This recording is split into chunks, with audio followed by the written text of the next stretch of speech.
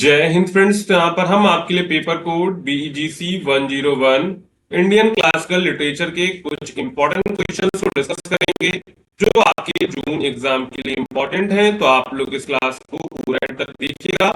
अगर आपको क्लास समझ में आती है और इसका दूसरा पार्ट लाना चाहिए कि नहीं लाना चाहिए, आप लोग कमेंट करके जरूर बताइएगा। अगर आपको क्लास पसंद आती है तो वीडियो को लाइक एंड जो है चैनल को सब्सक्राइब करना मत भूलिएगा, जिससे आने वाली क्लास की नोटिफिकेशन आपको मिलती रहेगी।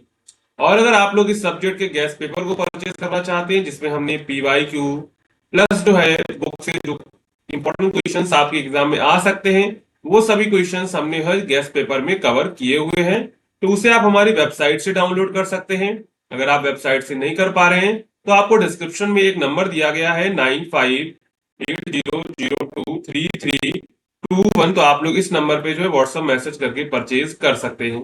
जिनको वेबसाइट से करना है सिंपली गूगल पे जाएंगे और यहाँ पर सर्च करेंगे soft.hindustannowledge.com। जैसे आप सर्च करेंगे तो आपके सामने कुछ प्रकार की वेबसाइट हमारी खुल के आ जाएगी। इस वेबसाइट का लिंक भी आपको डिस्क्रिप्शन में मिल जाएगा, तो वहां से आप लोग एक्सेस कर लीजिएगा। अब आपको सिंपली क्या करना है, यहाँ पर सर्च कोड दिखेगा, आपको सिंपली सर्च कोड पे जाना है और यहाँ पर कोड टाइप करना है BEGC 101। जैसे आप इसको टाइप करेंगे तो यहाँ पर देखिए आ जाएगा Indian classical literature solved guess paper June 2025 exam. Simply इस पर क्लिक करेंगे और क्लिक करने के बाद इसको आप लोग बाय नाउ पर क्लिक करके इसको परचेज कर लेंगे। अगर आपको कोई प्रॉब्लम होती है तो आप इस नंबर पे व्हाट्सअप या फिर व्हाट्सअप आइकन पर क्लिक करके हमारी टीम को व्हाट्सअप कर सकते हैं, आपकी प्रॉब्लम सॉल्व हो जाएगी। अब वापस चलते हैं अपने प्रश्नों पर। तो यहाँ पर हमारा पहला क्वेश्चन है, differentiate between Sanskrit drama and Tamil poetics. यानी कि संस्कृत नाटक और तमिल काव्य में हमको क्या करना है, डिफ्रेंशिएट करना है। तो Sanskrit drama and Tamil poetics are two rich traditions of Indian classical literature. यानी कि संस्कृत नाटक और जो तमिल काव्य हैं ये भारतीय साहित्य की दो प्रमुख जो है समृद्ध परंपराएं हैं। But they are different in many ways, ये कई जो है तरीकों से अलग हैं, language, style, structure and cultural background. तो सबसे पहले हम लोग देखेंगे संस्कृत नाटक के बारे में, यानी कि संस्कृत ड्रामा के बारे में। तो Sanskrit drama is classical form of Indian theatre.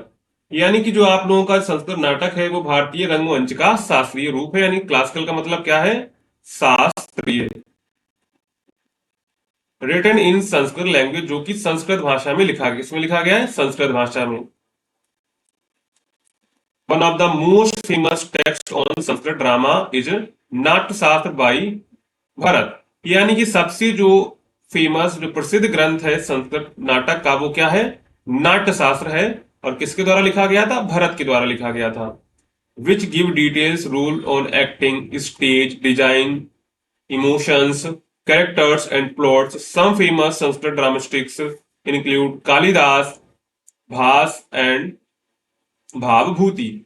तो यहाँ पर जो सबसे जो आपका which give details rule on acting, ये जो आपका नाट्यशास्त्र है ना, वो क्या किसकी जानकारी देता है, give details rules of acting, यानी कि अभिनय कैसे करना है, रंगमंच कैसे सजाना है, इमोशंस यानी कि भावों को, कैरेक्टर्स पात्रों को, एंड प्लॉट्स यानी कि कथानक के बारे में जानकारी देता है।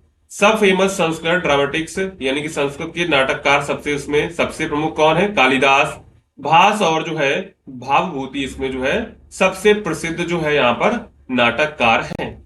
Sanskrit drama are usually based on the theme from epics like Mahabharata and Ramayana और पुराण।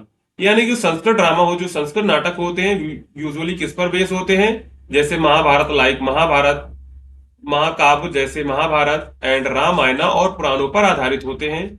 दे combine both prose and poetry. ये इसमें क्या होते हैं, प्रोज भी होती है और पोएट्री भी होते हैं, यानी गद्य और जो है पद दोनों टाइप की इसमें रचनाएं होती हैं। And focus heavily on expressing emotions specially love, heroism and devotion.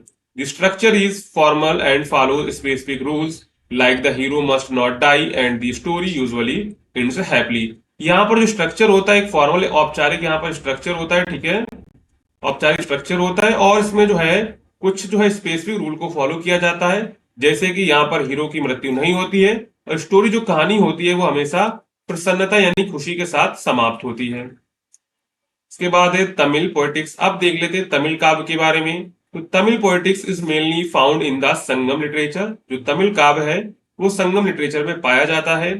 Which one of the oldest bodies of secular literature in India. तो यहां पर जो आपका सबसे प्राचीन जो लौकिक साहित्य माना जाता है उसमें जो है ये पाया जाता है, और ये जो है which one of the oldest bodies of secular literature in India, it is written in ancient Tamil. ये क्या है, प्राचीन तमिल में लिखा गया है। And focus more on human emotions, ये जो है मानव की भावनाओं, लव, प्रेम, वार, युद्ध, नेचर, प्रकृति एंड डेली लाइफ यानी कि दैनिक जीवन के बारे में होता है। Poets like Kapilar, Avvaiyar and Paranar are more important figures in the Tamil poetry. Tamil poetry में जो सबसे इंपॉर्टेंट पोइट्स कौन है, कैपलर, अवयर एंड जो है पारानार है। ठीक है। Tamil poetry follows the concept of tinai which links human emotions to landscape like mountains, love in union, forest separation और सी हॉर्स मतलब की वेटिंग। यानी जो तमिल पोएट्री है follows the concept of tinai के कॉन्सेप्ट को फॉलो करता है, विच लिंक्स जो ह्यूमन इमोशन के साथ जुड़ा होता है, टू लैंडस्केप लाइक माउंटेन्स, यानी कि जो माउंटेन्स होते हैं वो किसको करते हैं, लव इन यूनियन यानी कि प्रेम के जो है एकता को व्यक्त करते हैं। फॉरेस्ट जो होते हैं वो वियोग को व्यक्त करते हैं। सेपरेशन का मतलब क्या होता है, वियोग मतलब कि बिछड़ना। ठीक है। और सी सी सोर्स का मतलब है जो समुद्र तट का इलाका होता है वो क्या प्रदर्शित करता है, वो इंतजार को प्रदर्शित करता है। क्या करता है, इंतजार को प्रदर्शित करता है। Unlike Sanskrit drama, Tamil poets are usually short and lyrical rather than dramatic. अगर हम लोग संस्कृत ड्रामे की बात करें, संस्कृत ड्रामा में क्या होता है, एक जो होता है यहाँ पर ड्रामा, एक ड्रामेटिक मतलब कि इसमें लंबी स्टोरी होती है। जबकि तमिल पोएम में क्या होता है, यूजुअली शॉर्ट, ये छोटी होती है। और लिरिकल यानी कि इसको हम लोग गीतात्मक मतलब कि इसको गा सकते हैं। कैसी होती है, गीतात्मक होती है। Tamil poets are more personal and realistic, यानी कि ये जो तमिल पोइट्स होते हैं वो पर्सनल यानी कि व्यक्तिगत और जो है यथार्थवादी होते हैं। While Sanskrit drama is more idealistic and artistic, जो संस्कृत ड्रामा होता है वो कैसा होता है, आदर्शवादी होता है। कैसा होता है, आदर्शवादी होता है। यहां पर हमने देखा कि तमिल पोएटिक्स यानी कि तमिल काव्य और संस्कृत ड्रामा में क्या अंतर है। इसके बाद हम लोग कंक्लूजन लिखेंगे। तो in short, Sanskrit drama is theatrical and follows strict rule, यानी कि ये क्या है, जो संस्कृत ड्रामा होता है वो रंगमंची होता है और फॉलो स्ट्रिक्ट रूल, यानी कुछ ये जो है स्ट्रिक्ट रूल को फॉलो करता है। While Tamil poetics is lyrical, यानी कि तमिल पोएटिक्स जो होते हैं यानी कि तमिल जो काव्य होता है वो गीतात्मक होता है। कैसा होता है, गीतात्मक होता है। And rooted in everyday life, और ये हमारे जो है दैनिक जीवन से संबंधित हो, कैसे होता है, दैनिक जीवन से संबंधित होता है। Both are important pillars of Indian literature, दोनों ही भारतीय जो साहित्य के पिलर हैं यानी कि स्तंभ हैं। But reflect different culture, styles and literary goals, और इनके क्या है, इनकी यहाँ पर जो है डिफरेंट कल्चर्स हैं, इनकी अलग अलग cultures, styles and literary goals हैं। यानी कि ये लोग क्या है, उनकी जो है सांस्कृतिक पृष्ठभूमि और जो साहित्यिक दृष्टिकोण है, शैली एक दूसरे से बिल्कुल भिन्न है यानी कि अलग अलग है। यहाँ पर हमने पहला क्वेश्चन कवर कर लिया है कि यहाँ पर हमको डिफरेंशिएट करना था Sanskrit drama and Tamil poetics को, तो वो हमने कर लिया है।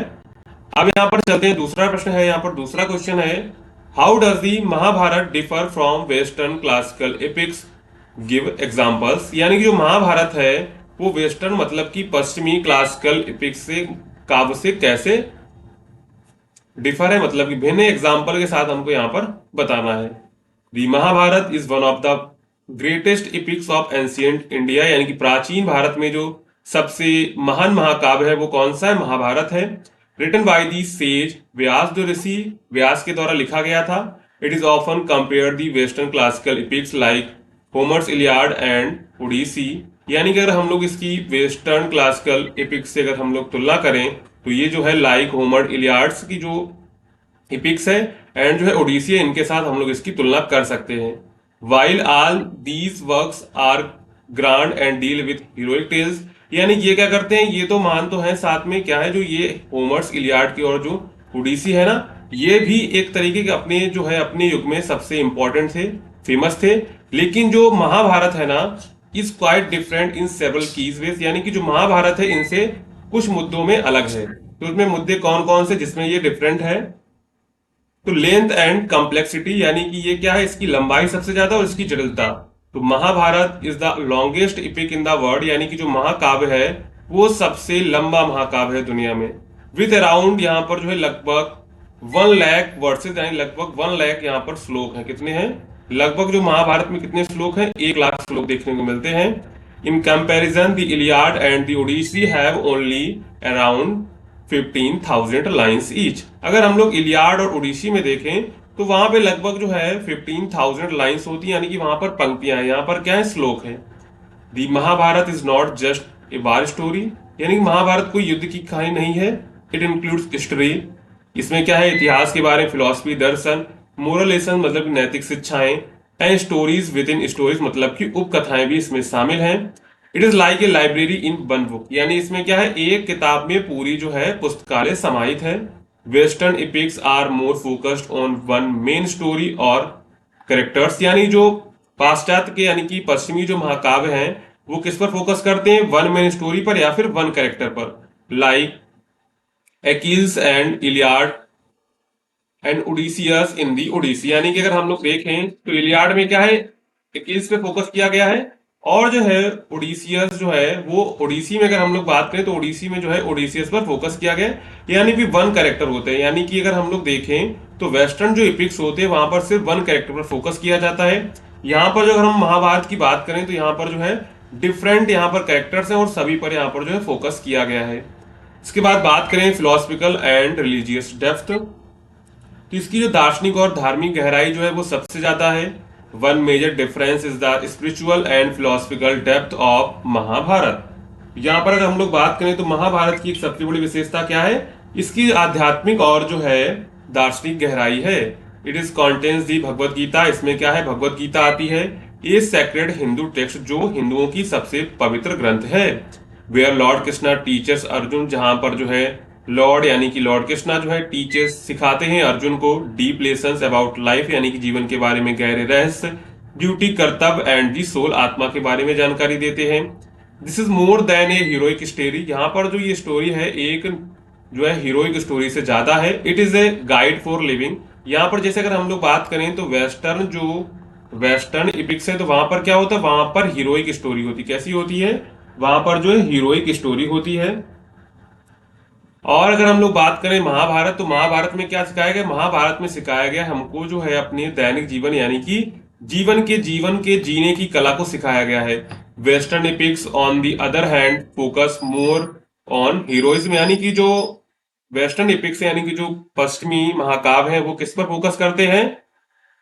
वीरता पर फोकस करते हैं। ऑनर एंड फेट यानी कि भविष्य पर, with less focus on personal spiritual growth. और यहाँ पर ये लोग जो पश्चिमी महाकाव्य होते हैं वो जो स्पिरिचुअल ग्रोथ है उस पर बहुत कम फोकस करते हैं, जबकि यहाँ पर जो महाभारत है वो स्पिरिचुअल ग्रोथ पर सबसे ज्यादा फोकस करता है।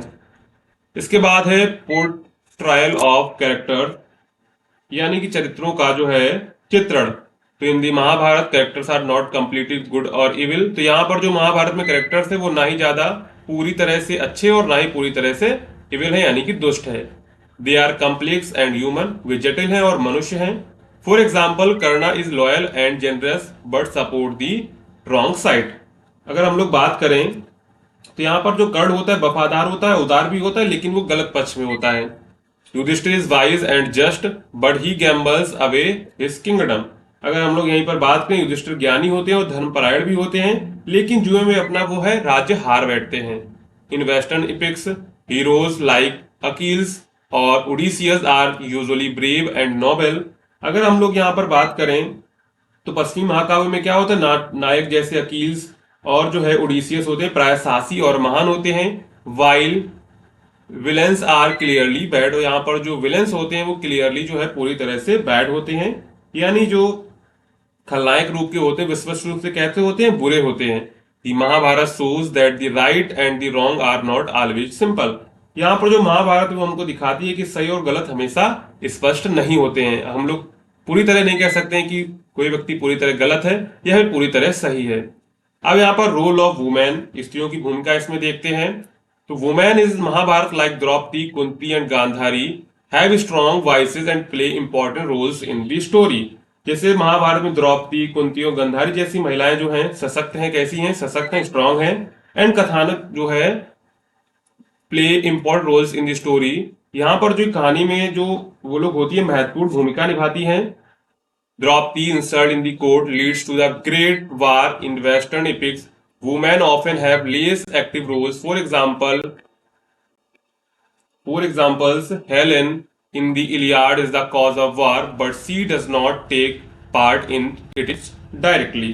यहाँ पर अगर हम लोग बात करें तो यहाँ पर Draupadi insult in the court leads to the great war, यानी कि द्रौपदी की जब कोर्ट में इंसल्ट होती है तो ये जो है ग्रेट वार यानी कि युद्ध के लिए यही कारण उत्तरदायी होता है। अगर हम लोग वेस्टर्न एपिक्स में बात करें तो women often have less active, वहां पर वुमेन्स जो है कम एक्टिव होती हैं। For example Helen in the Iliad in the cause of war, यानी कि जो हेलन होती है इलियाड में जो है वार के लिए उत्तरदायी होती है, but she does not take part in the directly, पर वो डायरेक्टली इसमें पार्टिसिपेट नहीं करती है। लेकिन यहाँ पर देखिए द्रौपदी जो है महाभारत में जो है डायरेक्टली जो है युद्ध के लिए पार्टिसिपेट करती है, क्योंकि वहां पर जब द्रौपदी का चीरहरण होता है तो ये जो कारण बनता है चीरहरण के कारण ही जो युद्ध की संभावना बनती है। और अगर हम लोग देखें वेस्टर्न एपिक्स में तो यहाँ पर जो इलियाड है, Iliad is the cause of the war, यानी कि हेलन जो होती है ना इलियाड स्टोरी में, तो हेलन जो है युद्ध के लिए उत्तरदायी होती है, लेकिन but she does not take in part नहीं डायरेक्टली, लेकिन वहां पर जो है वो डायरेक्टली वहां पर पार्ट में हिस्सा नहीं लेती, यानी कि स्टोरी में वो डायरेक्टली नहीं आती है। लेकिन वही जो होती है हेलन जो होती है इलियाड में जो है वार का कारण बनती है, युद्ध का कारण बनती है। यूज ऑफ धर्मा यानी कर्तव्य का प्रयोग, एक की theme in the Mahabharata is dharma which means duty, righteousness and moral order. Every character struggles to follow their dharma. Arjuna is confused about his duty and receives divine guidance in Western epics. The focus is more on glory, revenge or fate rather than duty to society or religion. अगर हम लोग बात करें महाभारत तो महाभारत का मुख्य विषय क्या है, धर्म है, जहां पर कर्तव्य, नैतिकता और सामाजिक व्यवस्था की बात की गई है। हर पात्र जो है अपने धर्म को निभाने के लिए संघर्ष से गुजरता है। अर्जुन जो होता है वो अपने कर्तव्य को लेकर भ्रमित होता है और उसे ईश्वर का मार्गदर्शन मिलता है, यानी कृष्ण का मार्गदर्शन मिलता है। पश्चिमी महाकाव्य अधिकतर जो है यश, प्रतिरोध या भाग्य पर आधारित होते हैं, जबकि समाज जो है समाज या धर्म के प्रति कर्तव्य पर नहीं होते हैं। यानी कि जो वेस्टर्न एपिक्स होते हैं तो वहां पर क्या होता है यश, प्रतिशोध या भाग पर ज्यादा फोकस किया जाता है, और यहाँ पर जो महाभारत होती है उसमें समाज या धर्म के प्रति कर्तव्य पर ज्यादा फोकस किया जाता है। इसके बाद देख लेंगे कल्चरल डिफरेंसेस क्या है, यानी कि सांस्कृतिक भिन्नताएं। तो Mahabharata reflect Indian culture with its believe in karma, rebirth and moksha यानी कि liberation. Western epics reflect Greek culture with the beliefs in many gods who act like humans and a focus on honor in this life rather than life after death। यानी कि जो सांस्कृतिक भिन्नताएं होती है, महाभारत जो है भारतीय संस्कृति को दर्शाता है जिसमें कर्म, पुनर्जन्म और मोक्ष पर विश्वास होता है। वहीं पश्चिमी महाकाव्य जो है यूनानी संस्कृति को दर्शाता है जिसमें देवी देवता मनुष्यों जैसे व्यवहार करते हैं और जीवन के बाद की बजाय जीवन में यश और महत्व दिया जाता है। यानी कि उसमें क्या होता है, वहां पर जो होता है जीवन के बाद की बजाय क्या होता है इस जीवन में जो है यश को महत्व दिया जाता है। यानी कि जो यहाँ पर देखेंगे अगर तो focus on honour in this life rather than life. इसके बाद हम लोग कंक्लूजन लिखेंगे। तो in short, while both the Mahabharata and western epics tell great stories of war and heroism, the Mahabharata is much more than story, it is a deep complex exploration of life, duty and spirituality. Its character, themes and lessons go far beyond those found in western epics, making it unique and timeless। अगर हम लोग देखें तो महाभारत और पश्चिमी महाकाव्य जो है दोनों ही युद्ध और वीरता की महान कहानियां हैं। महाभारत केवल एक कहानी नहीं है बल्कि जीवन, धर्म और आध्यात्मिक के बारे में हमको जानकारी देती है। इसके जो पात्र होते हैं, विषय, शिक्षाएं जो है पश्चिमी महाकाव्य से कहीं अधिक गहराई और व्यापकता के लिए जानी जाती हैं। यहां पर चलते हैं, यहां पर हमने दूसरा क्वेश्चन भी अच्छे से कवर कर लिया है, ठीक है। इसके बाद चलते हैं नेक्स्ट क्वेश्चन पर। तो यहां पर हमारा तीसरा क्वेश्चन है, discuss the significance of Pandavas gesture as they leave for their exile.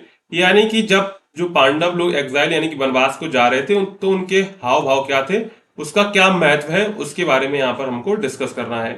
The story of Pandavas living for their exile is an important part of the Indian epic Mahabharata. This movement is full of emotions, symbolism and lessons. The gesture of Pandavas as they leave are not just simple actions, they carry deep meaning and shows their feeling thoughts and values. यानी जो पांडव के वनवास जाने जी कथा होती है ना, वो महाभारत में एक अत्यंत महत्वपूर्ण और भावनात्मक हिस्सा है।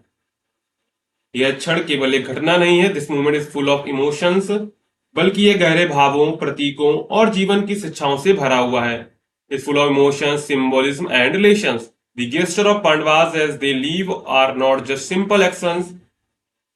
यानी पांडव की जो हर एक क्रिया जो होती है ना, वो क्या होती है, उनका चलना, झुकना, देखना केवल शारीरिक हाव भाव नहीं होता है, बल्कि क्या होता है, उनकी जो है भावना और सोच और मूल्यों का प्रतीक होती है। अब यहाँ पर देखिए रेस्पेक्ट एंड ह्यूमिलिटी। तो before leaving the Pandavas often show respect to their elders. यानी कि जब वो लोग वनवास जा रहे होते तो अपने जो एल्डर्स होते हैं, बड़ों के प्रति क्या दिखाते हैं, रेस्पेक्ट दिखाते हैं। टीचर्स गुरु के प्रति, एंड फैमिली परिवार के प्रति। दिस इंक्लूड्स बोइंग डाउन और folding their hands. This gesture shows their humility and respect for others. यानी कि वो लोग क्या करते हैं, बोइंग डाउन झुकते हैं और फोल्डिंग देयर हैंड अपने हैंड को फोल्ड करते हैं। This gesture shows there unity. Gesture का मतलब होता है हाव भाव। क्या होता है, हाव भाव होता है, ठीक है। तो ये क्या करता है, this gesture shows their humility and respect for others. ये क्या करता है, जो सम्मान और जो है विनम्रता को दर्शाता है। Even when they are going through a tough time, it is teach us that no matter what problems we face, we should always stay humble and respect the people around us. यानी कि हमें ये किसी का क्या जो ये जो यहाँ पर जो ये ह्यूमिलिटी एंड जो रेस्पेक्ट है, जो अर्जुन यहाँ पर और जो पांडव कर रहे हैं, वो हमें क्या सिखाता है, वो हमें सिखाता है कि जीवन की कठिनाइयों को हमको शांति और धैर्य से स्वीकार करना चाहिए, ना कि हमको क्या करना चाहिए, हताश होकर। यानी कि हमारे जीवन में कोई भी परिस्थितियां आ जाए, हमको हमेशा क्या रहना है, शांत रहना और धैर्य रहना है, धैर्य रखना है, ठीक है। इसके बाद है काम एक्सेप्टेंस, यानी कि शांत स्वीकारता। मतलब कि जब उनको वनवास होता है तो उसे शांति से स्वीकार कर लेते, कोई युद्ध नहीं करते, कोई बात नहीं करते हैं, क्योंकि वो उसमें जो है हार चुके होते हैं अपना राजपाट, तो वो शांति से अपना जो है वनवास स्वीकार कर लेते हैं। Though the Pandavas were sad and upset because they had to leave their kingdom, they accepted their fate calmly. Their gestures like walking steadily without anger or shouting so that they understood the situation and accepted the consequences of the game they lost. This teaches an important lessons about accepting challenges in life with patience and calmness without losing hope or giving it to anger. तो यहाँ पर क्या होते हैं, पांडव जो है अपना जो उनको राज्य छोड़कर जाना पड़ता है, वे दुखी थे, लेकिन उन्होंने क्रोध या अशांति जैसी कोई चीज नहीं की। बिना उसके उन्होंने अपने जो जो भी निर्णय है उसको स्वीकार कर लिया, और उनका धीरे धीरे चलना और जो है शांत मुख मुद्रा ये दर्शाता है कि उन्होंने अपनी स्थिति को समझ लिया और धैर्य पूर्वक जो है उसको स्वीकार कर लिया था। यह हमें सिखाता है कि हमें जीवन में कठिनाइयों को शांति और जो है धैर्य से स्वीकारना चाहिए, ना कि हताश होकर स्वीकारना चाहिए, ठीक है। इसके बाद है ब्रदरली सपोर्ट, यानी कि भाईचारे का समर्थन। The Pandavas always show strong brotherly love when they leave for exile, their gestures towards each other like holding hands or walking together shows that will face the difficulties as a united family. This is very important because it shows the power, unity and support from loved ones during hard times. It tells us that we should stand by our family and friends especially in tough moment. यानी इसमें क्या होता है, जब Pandavas always to strong and brotherly love, वो क्या करते हैं, हमेशा जो है भाईचारे को, भ्रातृत्व प्रेम को शो करते हैं यानी दिखाते हैं। When they leave for exile, जब वो वनवास के लिए जाते हैं। Their gesture towards each other like holding hands, walking together shows that they will face their difficulties as a united family. यानी कि जब वो लोग वनवास पे जाते तो एक दूसरे का हाथ पकड़े होते, एक साथ चलते हैं, तो ये दिखाता है कि वो लोग जो जो भी समस्याएं उनको एक तरह यूनाइटेड फैमिली की तरह जो है उसको डिफिकल्टीज को फेस करेंगे। This is very important teachers, important because it shows the power unity.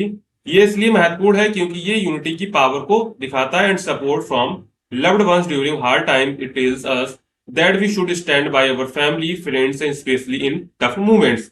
यानी कि पांडव के बीच जो है गहरा भाईचारा और एकता यहाँ पर हमको दिखाई पड़ता है। वनवास जाते समय जो है एक दूसरे का हाथ थामना या फिर साथ चलना जैसे उनके हाव भाव दर्शाते हैं कि वे कठिनाइयों को मिलकर सामना करेंगे। हमें यह सिखाता है कि परिवार और अपनों का साथ कठिन समय में सबसे बड़ा बल होता है। यानी कि अगर हमारा कोई कठिन समय चल रहा है तो वहां पर अगर हमको परिवार का साथ मिल जाता है, दोस्त का साथ मिल जाता है, तो हमारे लिए बहुत हेल्पफुल होता है। फैथ एंड डिवोशन, आस्था और भक्ति। तो Pandavas often look forward the sky और fold their hands in the prayer as they leave. This shows their faith in God and their beliefs that justice and truth will eventually win. Their gestures of prayer teach us to have faith during difficult times and trust that good things will happen. It we stay true or our values. यानी कि वो लोग क्या करते हैं, आसमान की तरफ देखते हैं और हाथ जोड़ते हैं। इसका मतलब वो क्या करते हैं, आस्था और विश्वास रखते हैं। तो पांडवों का आकाश की ओर देखना और प्रार्थना से हाथ जोड़ना उनकी ईश्वर में आस्था और सत्य पर विश्वास को दर्शाता है। वे मानते हैं कि न्याय और सत्य की अंत में विजय होती है। यह इशारा हमें सिखाता है कठिन समय में धार्मिक आस्था और सच्चे मूल्य में विश्वास बनाए रखने चाहिए, जिससे हमारी जो है हमेशा जीत होती है। यानी कि कठिन समय में हमको क्या करना चाहिए, कठिन समय में धार्मिक आस्था और जो है सच्चे मूल्यों में विश्वास है बनाए रखना चाहिए। सच्चे मूल्यों का मतलब है सत्य पर हमको विश्वास बनाए रखना चाहिए। इसके बाद डिटर्मिनेशन एंड करेज, संकल्प और साहस। डिटर्मिनेशन का मतलब क्या है, संकल्प। करेज का मतलब है साहस, ठीक है। Even though they are living their home and kingdom, यद्यपि वे लोग जो है घर छोड़कर और राज्य छोड़कर जा रहे थे। Pandavas walk forward with courage, जो पांडव थे वो साहस के साथ आगे बढ़ रहे थे। Their steady steps and firms posture symbolize their determination to face whatever comes ahead. This gesture encourages us to be brave and determined life even when facing us uncertainty or danger. यानी उनके जो दृढ़ कदम और जो सीधा शरीर होता है वो दर्शाता है कि आने वाली कठिनाइयों का वो सामना जो है करने के लिए दृढ़ संकल्प और साहसी हैं।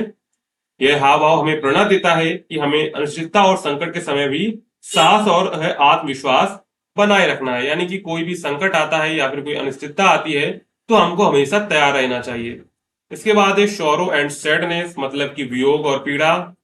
तो at the same time some of their gestures like looking back one last time at their home और kingdom shows their sadness and attachment. This gesture is important because it shows that the feeling sorrow is natural and human. It is also shows the pain of separation and loss, which makes their sacrifice even more meaningful. जब पांडव पीछे मुड़कर अपने राज्य को अंतिम बार देखते हैं तो वह उनकी भावनात्मक पीड़ा और अपने घर से लगाव को दर्शाता है। यह दर्शाता है कि वियोग, दुख और आंसू भी मनुष्य की स्वाभाविक भावनाएं हैं। इस भावों ने उनका जो है त्याग और भी महान बन जाता है। इसके बाद देखते हैं conclusion. The gesture of Pandavas as they leave for exile are full of meaning. They shows respect, humility, faith, courage, brotherhood, and also natural human sadness. These gestures teach us valuable lessons about how to face difficulties in life with dignity and strength. They remind us that even in the hardest time, staying united, respecting others, keeping faith, and moving forward bravely are the true signs of a strong character. पांडवों के वनवास गमन की यानी जाते समय हाव भाव सादे नहीं बल्कि गहरे अर्थों में परिपूर्ण हैं। इनके सम्मान, नम्रता, आस्था, साहस और भाईचारा और मानव जो है भावनाएं उसमें झलकती हैं। ये सारे हमें सिखाते हैं कि जीवन में कठिनाइयों का सामना जो हमें गरिमा, एकता और विश्वास के साथ करना चाहिए। और जो है सच्चे चरित्र की पहचान जो है संकट के समय में ही होती है। यानी कि अगर हमको ट्रू फ्रेंडशिप देखनी है या फिर जो है सच्चा चरित्र देखना है तो हमको क्या करना चाहिए, संकट के समय हमको मिलते हैं कि कौन सा सच्चा चरित्र यानी ट्रू फ्रेंडशिप है, जब हम टूटने के बजाय और भी मजबूत होकर उभरते हैं। तो यहाँ पर टोटल हमने 3 क्वेश्चंस को डिस्कस किया हुआ है जो आपके एग्जाम के लिए इंपॉर्टेंट है। अगर आपको ये क्लास पसंद आई हो तो वीडियो को लाइक करिएगा, अपने दोस्तों में है वीडियो को शेयर करिएगा। अगर आपको वीडियो पसंद आई हो तो वीडियो को लाइक करिएगा, चैनल को सब्सक्राइब करिएगा। मिलते हैं अगली क्लास में, तब तक के लिए जय हिंद।